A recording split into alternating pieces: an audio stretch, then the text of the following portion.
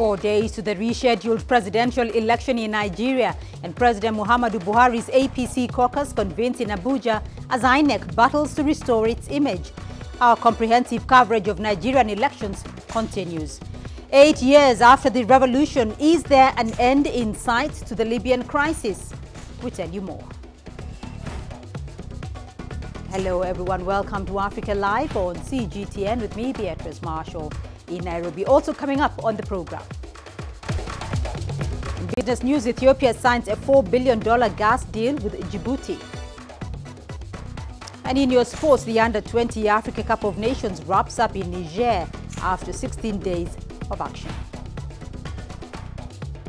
Let's start off in Cameroon, and around 170 students and teachers held by hostages have been released. Their release comes 2 days after their abduction in the town of Kumbo. The kidnappers agreed to release them only if the school was shut down. The school currently remains closed. St. Augustine's College is located in one of the two conflict-ridden English-speaking regions of Cameroon. Earlier, we spoke to Eugene Nufongwa. He's a local journalist in Cameroon on details of the kidnappings. Here's what he told us. What we know at this point is that the 170 students who were taken from their college in Kumbo in the northwest region of Cameroon were released on Sunday. The students were brought back to campus by the kidnappers whom security forces and the school referred to as gunmen linked to the separatist movement in the English-speaking parts of the country. The students were released on condition that the school was shut down, and immediately after their release, the Archbishop or the Bishop of Kumbo called on parents to come and collect their children, and the school has now been shut down until the security situation normalizes. That's the latest from the story. The difficulty has been that, by and large, the security forces have been unable to completely eradicate the armed groups. The armed groups are very well informed. They understand the terrain better than the security forces and have been operating in this area for more than 2 years now. So the main difficulty is the ability of the security forces to get to where they are. And also, I'm learning that the school authorities opted for a negotiated release rather than a military intervention, fearing that the lives of the girls and the teacher and security guards who were taken could be endangered if the military option was taken. So at the last minute, they opted for a negotiated release. Like I said, the demands of the gunmen was that the schools should shut down. You know that one of the strategies that the separatists are using is to ensure that the educational system comes to a crushing halt.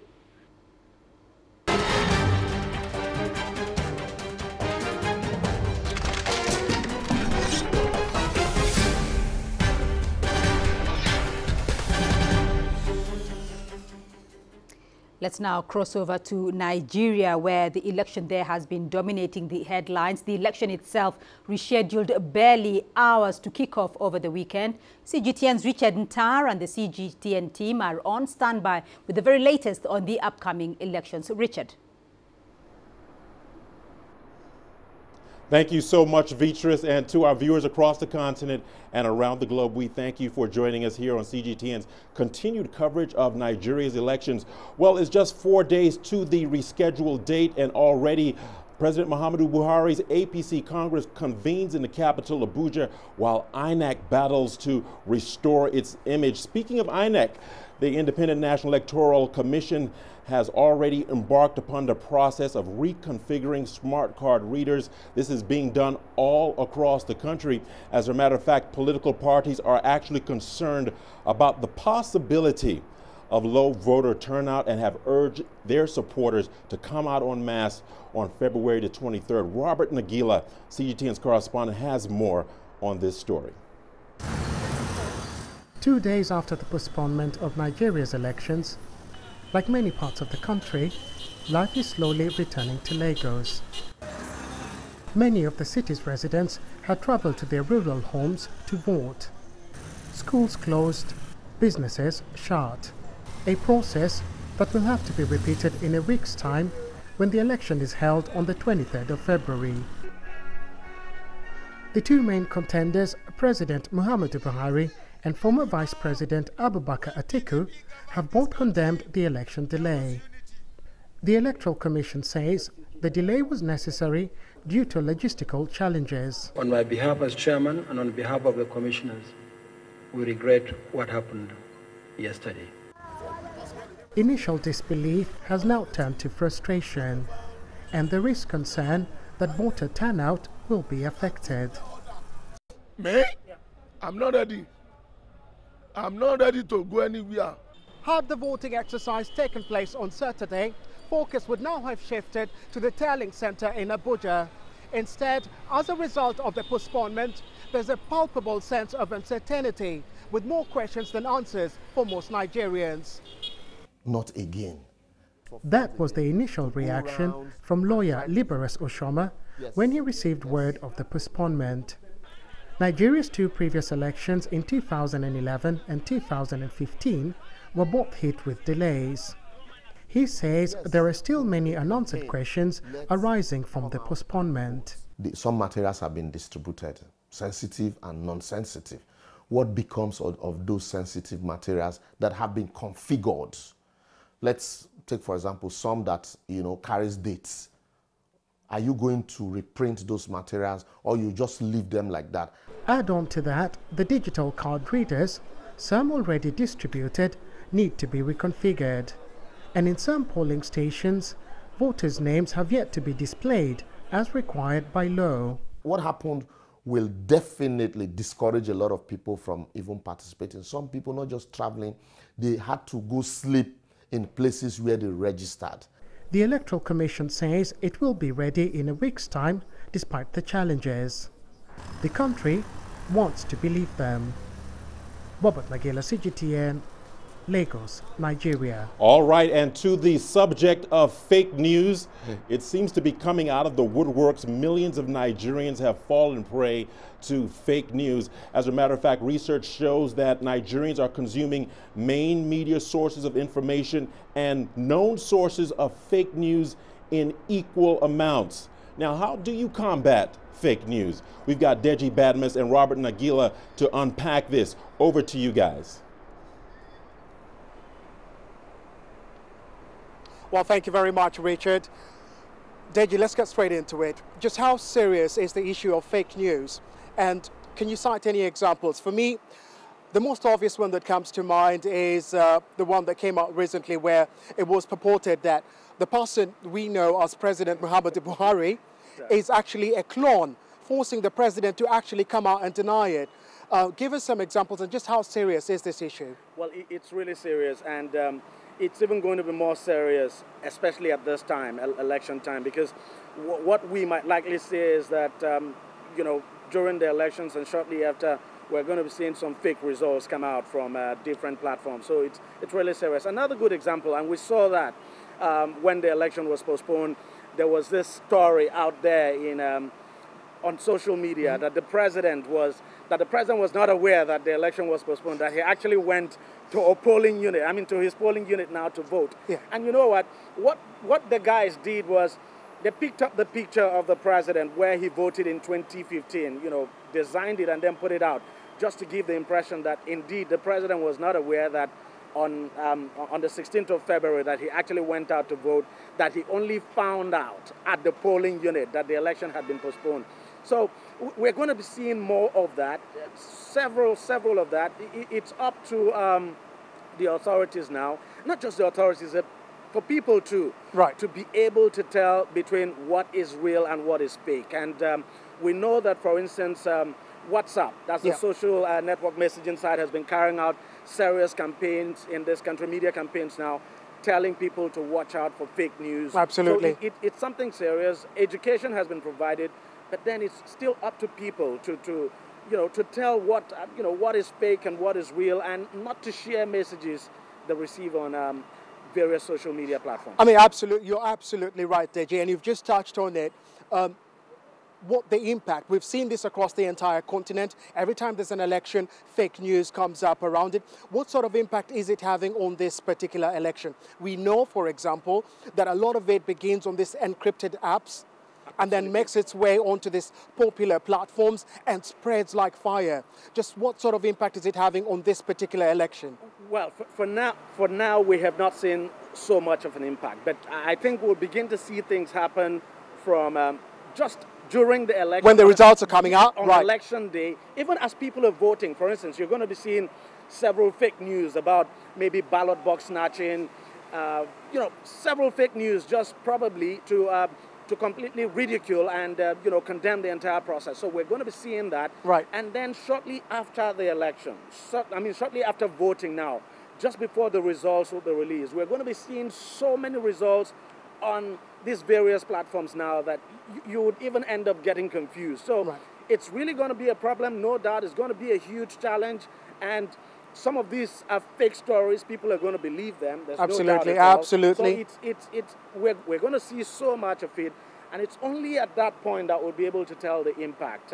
Already INEC has said, and the authorities have made it clear, that results that are not from INEC should not be published and until we get results from INEC. But you're going to see people also attribute some of these results now to INEC. So absolutely, it's really going to be bad.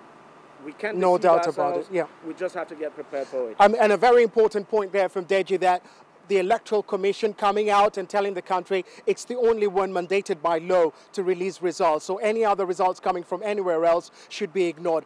I just want to, let's go to my last question, which is, what is being done to combat fake news? I know that, for example, Facebook came out just before the election and announced that they'll only be taking political advertisements from local indigenous Nigerian companies. Yeah. I also read that a group of Nigerian media houses have come together to fight it.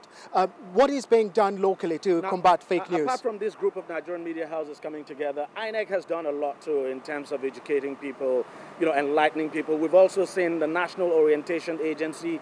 It's an agency of government now that's in charge of public enlightenment. Right. It's carried out a lot of campaigns before now, just to enlighten people on how to identify fake news. In fact, even the embassies in Nigeria, some of the foreign embassies, the United States Embassy, the British High Commission, they've all come together. I know they have provided a lot of training, especially for local journalists now and for bloggers, because bloggers are usually they are the biggest culprits. So, people have been trained, especially journalists and bloggers. They've been trained on how to identify fake news, how to tell which is the right, the correct story and which is fake. And the whole expectation is that these people who were trained were expected to go on their own to train others. So, but very important too that journalists were trained, because what we're beginning to see these days is that journalists most times, mainstream media most times, get their stories from the social media. Absolutely, So, absolutely. People have been trained. Let's just hope this training, the trainings now would have the desired impact. We're just waiting to see. But despite these trainings, we're still going to see some of this fake stuff out there. And let's just hope that the trainings that have been provided, that people will be able to put those trainings to use and deploy them to combat some of what will be coming out. Because there's no question at all. These things are going to come out. Absolutely. And with the back. election now postponed, there's going to be a lot of that coming out in the next week. You saw a lot. You saw a lot. Absolutely. Yep. Absolutely. You saw a lot. People coming out with fake stories about why it was postponed, why the election was postponed, and all of that. And sometimes you have to be very careful, because sometimes these stories look very real. So it's up to you to be very careful as a journalist. You should be able to verify. Exactly. Get to your source, confirm, verify, make sure it's authentic before you push it out there to the public. Okay. Well, it's something we're likely to see more of. It's something that's been going around the continent, especially towards elections. So it's something we expect to see more of during this next few days as we wait for that poll to take place. Back to you, Richard. All right, Deji and Robert, thank you for that enlightening discussion on fake news and its ramifications. To business matters now, there's no secret that Nigerians across the country suffered huge losses as a result of the postponed elections. As a matter of fact, few businesses opened up that weekend, and the few businesses that did open up really struggled. We've got Kelechi Emekalam on top of that story. Here's more from her. As for then, we used to have like maybe 50 to 60 people coming to BAB in a day. But now, we don't see that much again, maybe 10, 15 people. Businesses counting their losses in an election season. Musa Sani runs this salon in the capital, Abuja. He says salon business normally peaks over the weekends, but this is not the case this time. Most of the people who come to Musa's salon travel to the countryside to vote, but the election day has been moved forward by a week. Nigeria's Electoral Commission says poor weather and arson attacks on their offices are the reasons why the election could not hold on Saturday. And that means more unprofitable days for businesses like Musa's. Most of my customers, they traveled, and some of them have not returned back yet. So the business has been down, like no much customers like before. It's the second day after the election was postponed, and Abuja is still deserted, and business owners like Musa are taking the hit. Their misery should have ended this weekend, but they will have to endure more in the coming days. Kelechi Emekalam, CGTN, Abuja, Nigeria. I guess that will do it for us here in Abuja. But before I let you go, just a reminder, President Muhammadu Buhari's party, the APC, at this hour is holding a caucus here in Abuja. Details and more on that on the 17 GMT show. Right now, it's right back to you, Beatrice, in Nairobi. All right, Richard, thank you. Do remember our coverage of Nigeria's rescheduled election continues until D-Day on February the 23rd. Stay tuned. You're watching Africa Live, still ahead on the program. 8 years after the revolution, Libya struggles to restore stability. And a UN report reveals persistent cases of sexual violence in Unity State in South Sudan. Stay with us.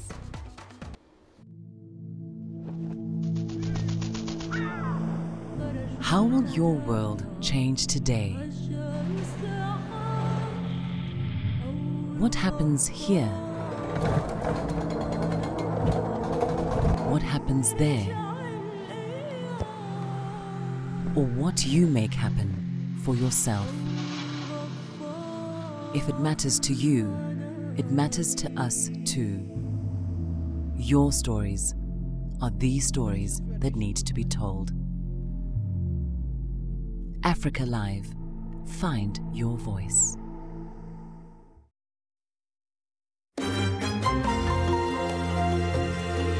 Africa Live. Find your voice.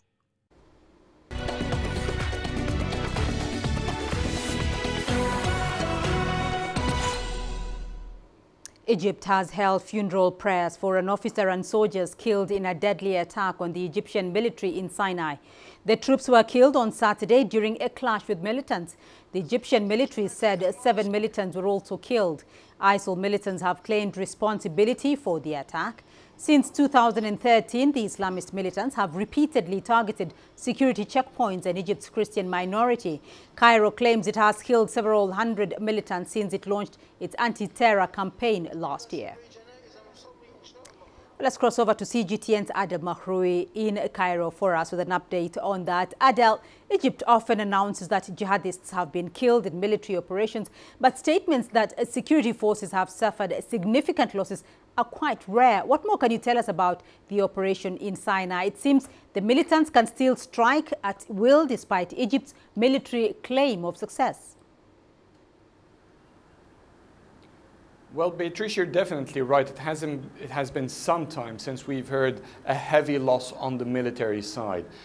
Since 2018, almost for the entire year now, an operation called Sinai 2018 was launched by the Egyptian military, trying to attack the resources that these militant groups have.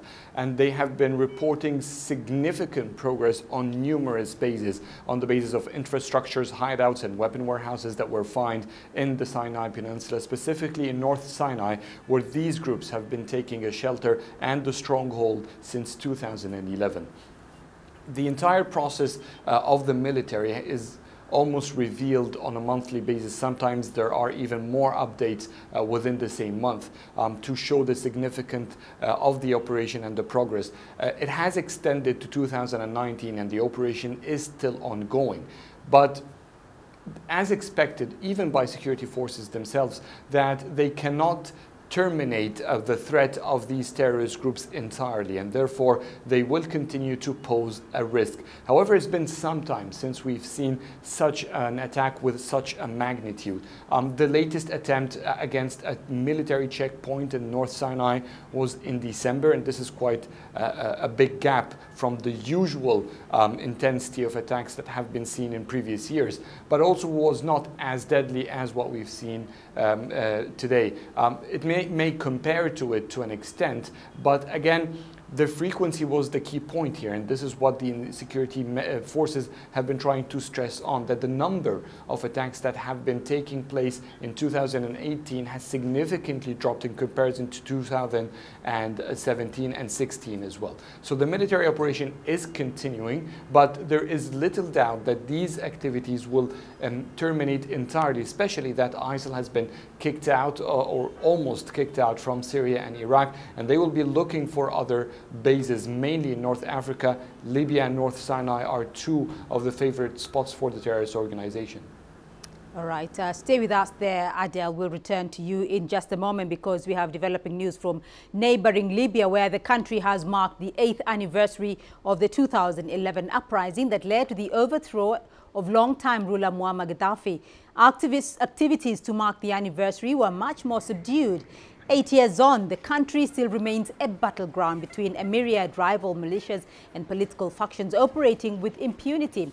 With rival administrations at opposite ends of the country, Libya has become a haven for armed groups that survive on looting and human trafficking. Authorities have yet to agree on a date or mechanism for presidential or parliamentary elections, which had initially been agreed upon for last year. Change was required, and it was the will of everyone, the rulers and the ruled, everyone in power, members of the government. They all wanted a change. Libya deserves more than what it's going through at the moment. We extend our hands to our people and urge them to shake hands and reconcile, to forget our hatred and sorrow, and to bury the past.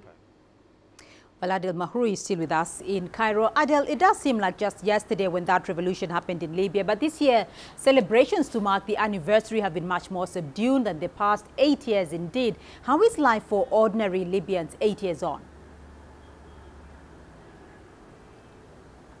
It depends on where you're looking at. In Western Libya, in Tripoli, where there is a UN-backed government, the government of national unity in general has had much bigger celebrations than what we've seen in the majority side, in the eastern side, sorry. In the eastern side, people were quite shy, but overall, Libyans are under the same living standards. They have a tarnishing economical status that is getting worse from one year to the other. There's been a slight improvement once the military, the Libyan National Army led by General Khalifa Haftar, maintained control over the oil ports. The production started jumping up again, reaching 600,000 barrels a day. That's just a jump from 1,600,000 in the usual before the uprising and before the instability. So economically it is challenging. Security is still a major risk. It is a major risk for development. It is a major risk for even investments, foreign investments to come in Libya and help in reconstruction and rebuilding the country. So all of this means there is a strong pressure on the daily lives for most citizens, whether they are in the east or the west. This is something that is in common up until now. And of course, the political situation on the ground is a little bit more complicated. Security has seen a rise of threat of militant insurgency. ISIL is still posing a great risk there. It has been stationed in some south parts, and even up to date, the Libyan National Army has been holding military campaigns trying to chase the remnants of these extremist armed groups away from the country. Well, Adel, on that political situation that you maintain, post-Gaddafi Libya has remained a battleground. It is a haven for militancy. Where are we in terms of efforts to bring rival parties to the table? Nothing seems significant so far. We've seen a lot of agreements. We've seen this Khairat agreement in 2015, where it gave birth to the government of national accord led by Faiz al-Sarraj and backed by the United Nations, but that has never had any significant or actual control on the ground. It is based in Tripoli, where there is another rival government going there and challenging its administrative control. We have on the eastern side a strong government backed by the Libyan National Army, General Khalifa Haftar, and the Libyan National Army has been actually spreading their outreach and the area of territories they gain control over in Libya. Just recently, they have announced gaining control of Al-Sharara oil field, which is one of the biggest oil fields in the country, and it is south of Tripoli. So they have covered the eastern side. They are expanding to the south. They are seeing some challenges in the south, but a couple of years ago, they've clearly announced that they will march toward Tripoli, and they hope to be going in as partners, not as rivals. But it is an indication that they will keep on stretching up until they reach Tripoli. There is armed conflicts going on daily basis, a challenge between these rival governments on territories to control. So on the ground, there isn't any significant progress that shows that any of these rival governments will take a step back and sit on the negotiating table. Until today, Khalifa Haftar, the leader of the National Army, Faiz al-Sarraj, reluctantly sit together when there is a unique opportunity. It doesn't seem to be going well. And they have been trying to avoid these direct talks for quite some time, as both of them want to be the main in the picture. Adel Mahrouri for us there in Cairo with an update on Libya. Let's now move to South Sudan, where despite the signing of a peace deal, UN investigators have found that at least 175 women and girls have been raped or suffered other sexual and physical violence between September and December of 2018. The surge in conflict-related sexual violence is attributed to the breakdown in the rule of law, and a large number of fighters in the north are yet to be reintegrated after years of civil war. A surge in sexual violence in South Sudan's unity state, targeting victims as young as 8, has underlined the need for urgent measures from the government to protect women and bring perpetrators to justice. Obviously not the whole picture, but they found 175 women and girls who'd been either raped, gang raped, or sexually assaulted or physically harmed in other ways. 49 of those girls who were raped were children. According to the joint report, attacks against women have decreased significantly since the peace accord was signed on 12th of September. However, it warned that assault and sexual violence incidents are endemic in the northern unity state. The UN report reveals most of the attacks are reported to have been carried out by youth militia groups. Among the practical measures taken in a bid to help vulnerable communities in Unity State, UNMISS has cleared roadsides to prevent attackers from hiding from potential victims. A mobile court system is also operational, which has had some success in bringing perpetrators to trial. Beryl Oro, CGTN. There is rising hope for improved ties between Ethiopia's ruling coalition member, the Oromo Democratic Party, and the Oromo Liberation Front. This follows an agreement between the two that led to putting down weapons. Here's CGTN's Girum Chala. The new era began immediately after the Oromo Liberation Front, which enjoys huge support from people of Oromo, agreed to abandon arms and allow its troops to join government camps. Reports suggest some 1,000 OLF fighters have now entered rehabilitation centers. Everybody remembers about the OLF chairman, Daud Ibsa, says the whole situation is opening doors of hope for coalition between ODP and OLF. We have come together how to cooperate and come to understanding, and we have signed some sort of memorandum of understanding to cooperate on issues of peace and stability, and also normalizing relation between OLF and ODP and etc. And another, nobody knows, this will lead to some sort of unity or cooperation, but we are positively working together. Many now are optimistic of Ethiopia's future. Fighting dictatorship to building democracy. Activist Joao Muhammad, who played a key role in bringing the government and OLF together for peace, said, with the reform Prime Minister Abiy Ahmed and his government are pursuing, there is many more good news coming towards Ethiopia. The hope on Ethiopia from the regional governments, from the regional people, is incredible. Because Ethiopia is a country of 110 million, the largest state, and where the failure and success in Addis Ababa affects failure and success in Nairobi, in Juba, and Mogadishu. So the potential for peace, the potential for economic growth is here. And I think there is also a young and vibrant generation coming up with a diverse background, with a diverse set of skills. I'm very hopeful that we can push us through. OLF leader Daud Ibsa is now also optimistic. With the coming of elections in few months' time, he hopes there is a lot to gain from the opening of a democratic space in Ethiopia.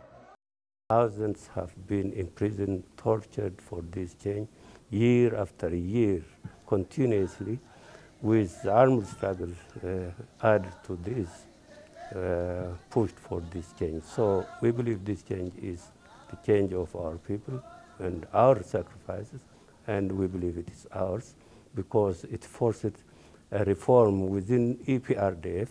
So the coming of Prime Minister Abiy and his group, we think this is part of our gain and our victory. So we hope this will carve the path and the road of change, which will take us to free and fair election in this country. The OLF fell out with the ruling Ethiopian People's Revolutionary Democratic Front, EPRDF, in 1992 and soon began launching armed attacks. Last year, the new Ethiopian government under Prime Minister Abiy Ahmed removed the OLF from a list of terrorist organizations, and its exiled leadership made a triumphant return home. Based on the current cooperation atmosphere between political parties here in Ethiopia, many say citizens could enjoy better governance now than ever before. Group Data CGTN, Addis Ababa, Ethiopia. You're watching Africa Live. Still ahead on the program. Ethiopia signs a $4 billion gas deal with Djibouti. And South Africa's Amplats loses 14,000 platinum ounces due to rolling power cuts. Africa is the nexus of enterprise, and global business will tell you why it matters. From the mega investment projects to multi-billion-dollar mergers and acquisitions. Africa today collects, just in terms of revenues from taxes alone, $545 billion a year. If you take 10% of that and you devote it to the energy sector, problem solved. All this on Global Business, weekdays at this time on CGTN.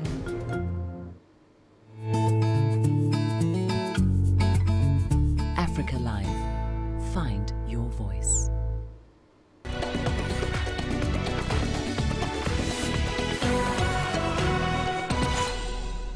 Ethiopia and Djibouti have signed a deal to build a pipeline to transport Ethiopian gas to an export terminal in the Red Sea state. Ethiopia has extensive gas deposits that were discovered in the 1970s.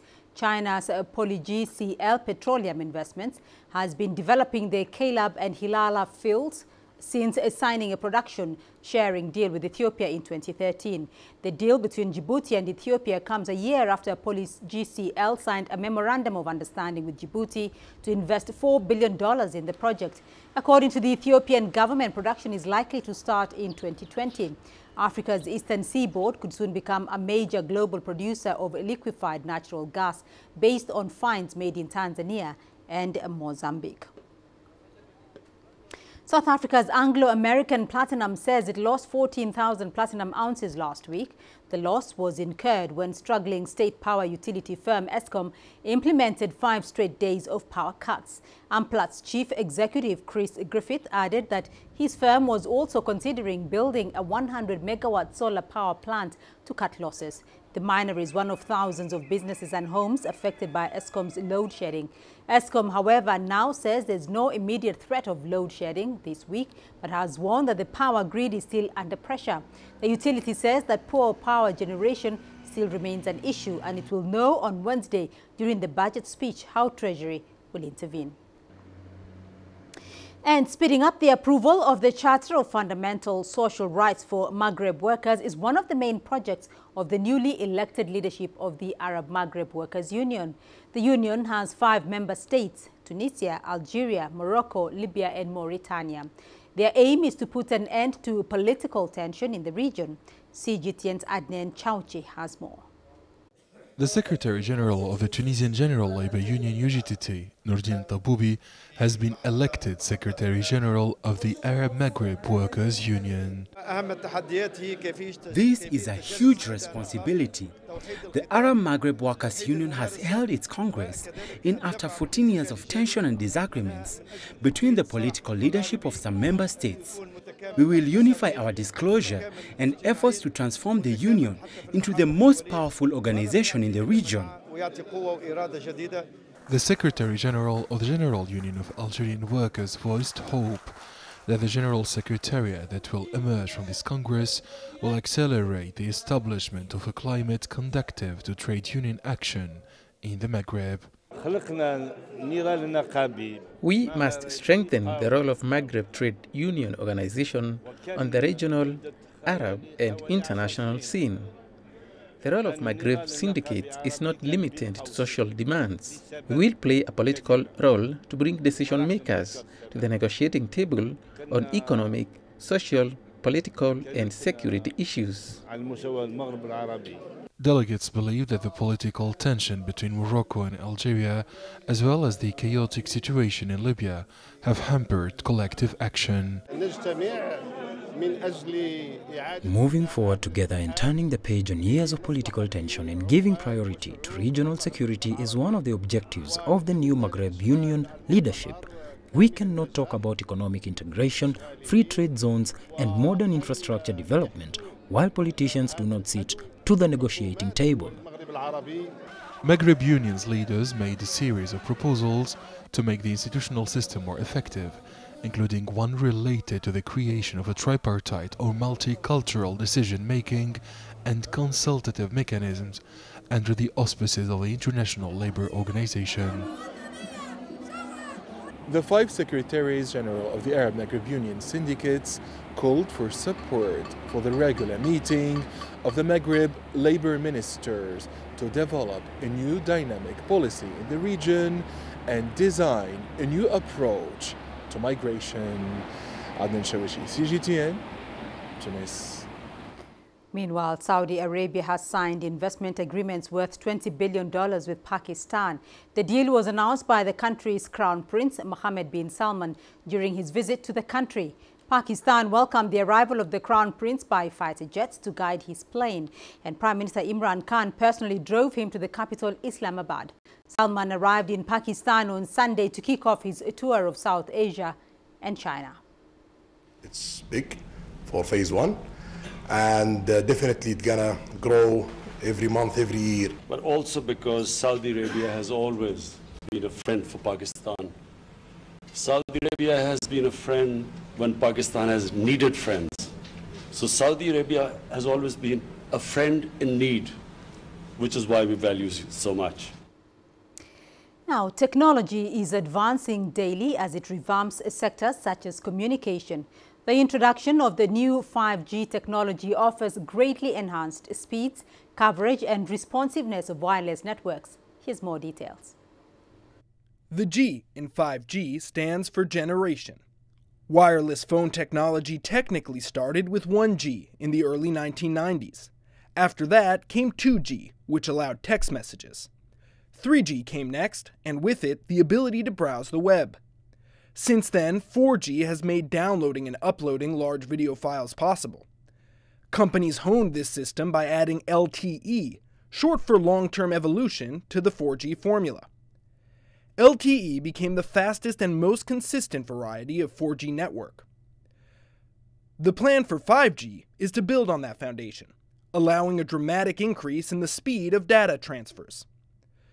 Currently, 4G LTE allows a theoretical top speed of 1 gigabit per second, although actual results under normal conditions are often much slower. But 5G networks are set to permit 10 times that.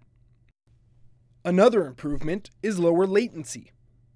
Latency is the measure of a network's response time to a user's action, how long it takes between you clicking a link and the network responding by delivering a website.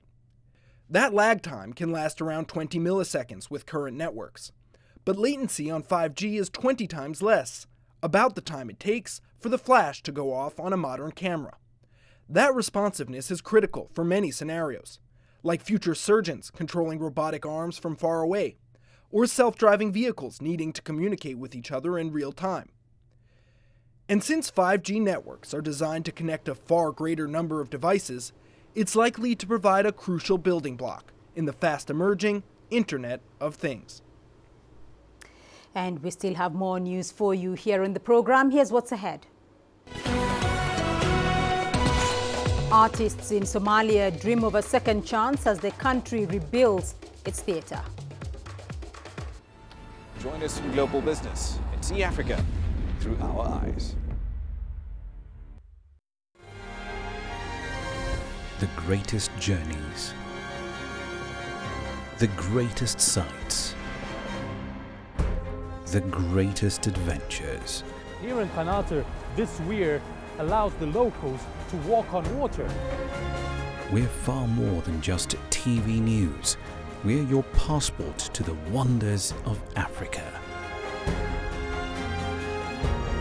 To bring you stories of struggle, survival and hope.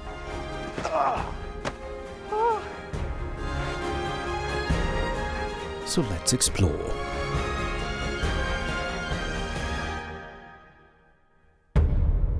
CGTN. See the difference.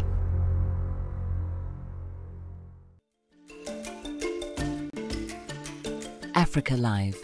Find your voice.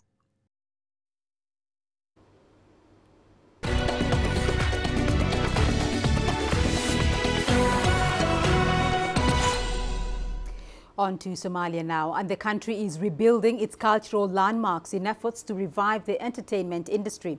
CGTN's Abdulaziz Bello caught up with Muslima Kasim Hilolwe, Somalia's first female pianist, and files this story now from Mogadishu.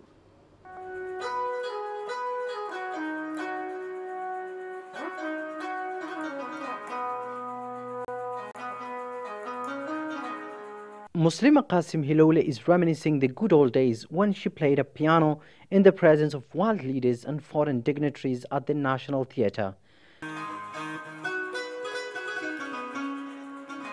She entertains us with a beautiful piano version of Somalia's official national song, Mandek.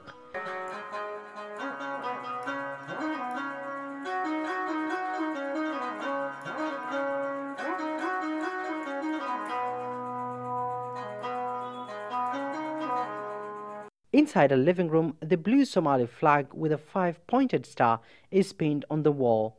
Muslima's career began close to 4 decades ago at a very young age to become the first ever Somali female pianist, taking up music after her late father Kasim Hilolwe and her sister Fadumo Kasim Hilolwe, a household name in Somalia.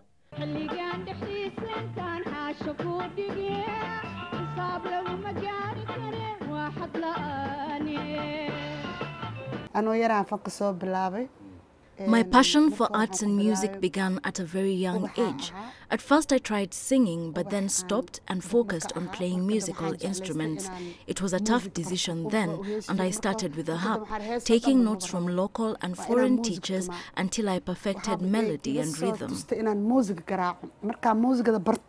Muslima played instruments for several great Somali singers, including the legendary Hassan Aden Samater and the late Saada Ali Warsame. This classic hit song that's still popular among Somalis was filmed at the National Theatre in front of foreign dignitaries.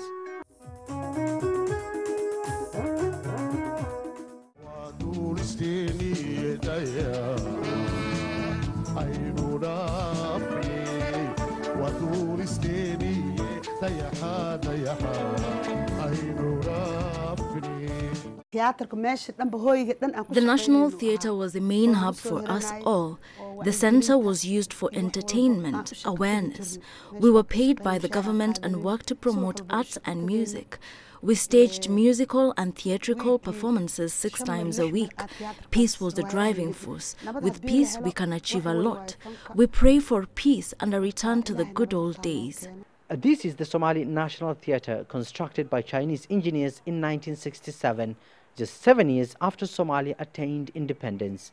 Construction is taking place after it was badly destroyed during a decades-long civil war that rocked the Horn of African nation. Muslima remembers a favorite spot in the theatre and hopes to once again play a piano in front of a live audience. The Somali government plans to have this important cultural landmark up and running by the end of the year through a local initiative known as Ishelqan. Once completed, veteran musicians and upcoming artists will once again have an opportunity to stage musical and other theatrical performances at this historic monument. And with a vibrant youth population, many young people have ventured into the entertainment industry. But Muslima's beautiful music and melody will continue to remain the all-time favorite for majority of Somalis. Abdul Aziz Bilo, CGTN, Mogadishu, Somalia. In South Africa, the best of African contemporary art is being showcased at this year's Investec Cape Town Art Fair. The event takes place amidst unprecedented levels of international interest in art originating from the continent. The art fair also creates an opportunity for many emerging African artists to showcase their works to galleries from around the world. Here's CGTN's Travis Andrews with more. For many years now, the Investec Cape Town Art Fair has become renowned as Africa's leading destination to buy local and international art. It showcases some of the finest examples of African contemporary art and in all its forms, with a vibrancy and diversity that transcends the canvas. It is this unique selling point that allows you to attract some of the most in-demand artists from the African continent, many of whom are on display once again. We've got artists coming from all over the African continent as well as internationally. There are over, I'd probably say, 100, 200 artists showing at the fair. We have people coming from West Africa, from Europe, from North America, Australia, and the Middle East. And we have a large representation from all over the globe. Cape Town's art scene is constantly evolving, and that is quite evident at the fair. The Zuid-Mocha Museum in the mother city has also provided a home to some of these splendid works of art. But many local artists display here because the country's art scene still needs transformation and become representative of the diversity of voices that have actually created art in the country. The historical event that suggests that an artist's work, mostly from the township, they are not shown into bigger spaces. So for me, I break through that cycle to say, no, my work must be also shown in the international platform, international spaces, and become part of the dialogue of art and artists together. There are also different expressions of contemporary art that are the fair's attention grabbers, including powerful works with social and political narratives. Now, this event also provides an ideal platform for international buyers who are intent on finding the next masterpiece from the African continent. And many of them are looking at East Africa, with particular focus on Kenyan artists' rich and multi-layered works. African art is booming everywhere, and I can see from the work that I'm producing, like how people are responding to work, how much they're purchasing the world. So, and for other artists, you can see that, and globally big galleries are taking in African artists more and more and more and more, and it is such a great thing. Yeah. There's also a commercial aspect to the fair, and it's important for work to be bought and sold to various galleries around the world, so that the appreciation for African art can continue to grow for many years to come. Travis Andrews, CGTN, Cape Town. Meanwhile, as the Chinese Lantern Festival approaches, the Song Chingling Foundation joined children of the Batumalele orphanage in Cape Town, South Africa. Officials from the local Chinese consulate also participated. Children at the orphanage received gifts as they enjoyed Chinese delicacies. There was also song and dance. The Song Chingling Foundation, that was founded in 2009, has been intervening for abandoned children and orphans in South Africa through various charity programs. The Chinese Lantern Festival is celebrated on the 15th day of the first month in the Chinese lunar calendar. We have come here to celebrate the Chinese New Year because we are still in the festival season. It's not over yet, so we have come over here to celebrate the Chinese New Year along with the members of South African Song Chingling Foundation, as well as the kids who have been staying with the orphanage, with the China House. And we also want to express our strong support to the charity cause being undertaken by Chinese community in Cape Town. And your sports news now. Coming up next, here's what's ahead. The Under-20 Africa Cup of Nations wraps up in Niger after 16 days of action. Africa, where champions are made, records are broken, legends are born. We're there for every goal, for every knockout, for every step of the way. Match Point, only on CGTN.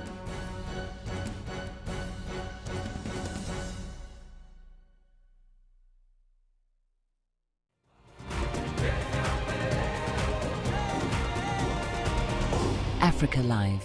Find your voice.